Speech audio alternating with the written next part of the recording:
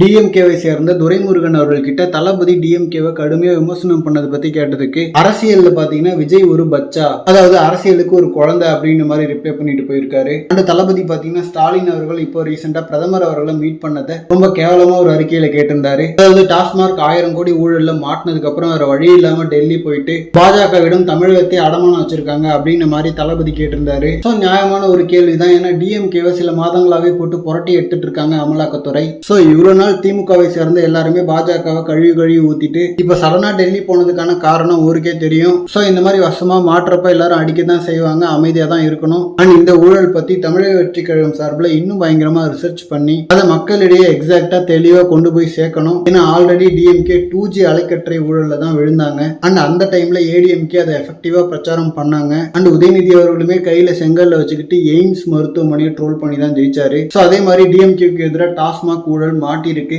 So DMK மாசம் ஒரு ஊழல் பண்றதால இதை மேலோட்டமா அப்படியே மறந்துடாம டீப்பா இதை பத்தி ரிசர்ச் பண்ணி மக்கள் கிட்ட கொண்டு போய் சேர்க்கணும். அண்ட் தளபதி பிரஸ் நோட்டை விட இதை பத்தி லைவா ஒரு வீடியோ வெளியிட்டாருன்னா இன்னும் இது பரபரப்பாகும். நடக்க போற எஜுகேஷன் அவார்ட் ஃபங்க்ஷன்ல இதை பத்தி பேசலாம். அண்ட் டிஎம்கேவோட பிரச்சனையே அதுதான், கண்ட்ரோலா ஊழல் பண்ண மாட்டாங்க. ரொம்ப அளவுக்கு அதிகமா பண்ண ட்ரை பண்ணி இந்த மாதிரி மாட்டிக்கிறாங்க. அதுவும் 1 கோடி 2 கோடிலாம் இல்ல, ஸ்ட்ரைட்டா 500 1000 கோடி தான். இவ்வளவு பெரிய அமௌண்ட் ஊழல் பண்ற வரைக்கும் அதை தடுக்க வேண்டிய மேலதிகாரிகள் எல்லாம் என்ன பண்ணுவாங்கன்னே தெரியல. ஓகே ஃப்ரெண்ட்ஸ், இதை பத்தின உங்களோட கருத்துக்களை கமெண்ட்ல சொல்லுங்க. அண்ட் இந்த மாதிரி தளபதி பத்தின ஹாட்டான அப்டேட்ஸ்க்கு நம்ம விஜய் ஃபோர்ட் சேனலை சப்ஸ்கிரைப் பண்ணுங்க. தேங்க்யூ.